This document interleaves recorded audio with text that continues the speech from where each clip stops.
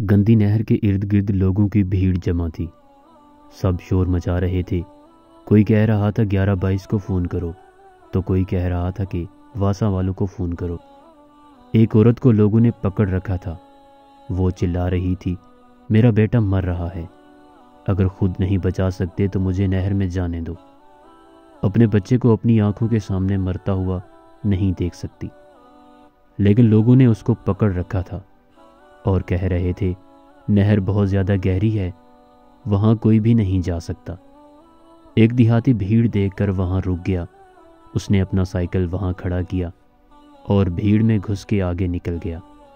آگے پہنچ کر وہ حیران ہوا کہ ایک بچہ نہر میں غوطے کھا رہا ہے اور سب چپ چاپ کھڑے دیکھ رہے ہیں۔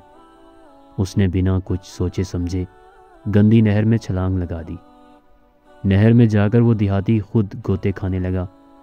وہ بہت زیادہ گہری سیوریج کی نہر تھی، قریب ہی تھا کہ وہ بچہ مر جاتا، لیکن دیہاتی نے اپنی جان پر کھیل کر اس بچے کو گندی نہر سے نکال لیا۔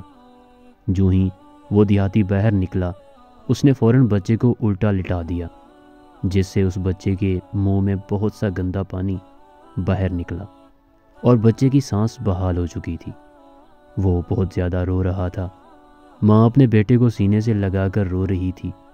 دیہاتی کے چہرے پر عجیب خوشنمائی چمک رہی تھی، لیکن اس کے سفید کپڑے کیچڑ سے لت پت ہو چکے تھے، جس کی وجہ سے لوگ دور سے کھڑے اسے شاباش دے رہے تھے۔ وہ عورت آگے بڑھی اور دیہاتی کے آگے ہاتھ جوڑ کر بولی، بھائی تم فرشتہ ہو، تم نے میرے بیٹے کی جان بچائی ہے۔ دیہاتی بولا، میں کوئی فرشتہ نہیں، میں تو ایک انسان ہوں، اور انسان کا فرض ہے دوسروں کی مدد کرنا۔ وہ عورت بولی، اگر تم انسان ہو تو ان لوگوں میں کوئی ایک بھی انسان نہیں ہے۔ سب اپنی نظریں چرا کر وہاں سے ایک ایک کر کے جانے لگے۔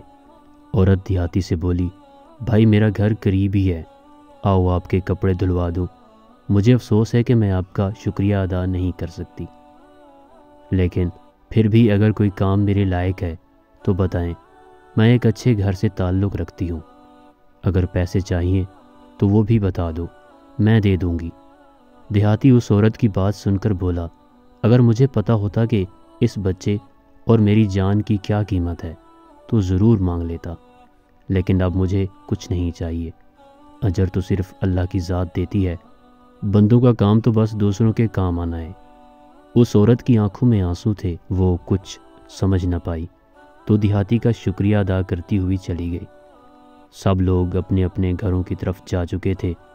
دیہاتی اپنے گھر کی طرف جانے لگا تو اس کی سائیکل بھی چوری ہو چکی تھی۔ کیا ہم میں ایسے لوگ بھی شامل ہیں؟ ذرا سوچئے۔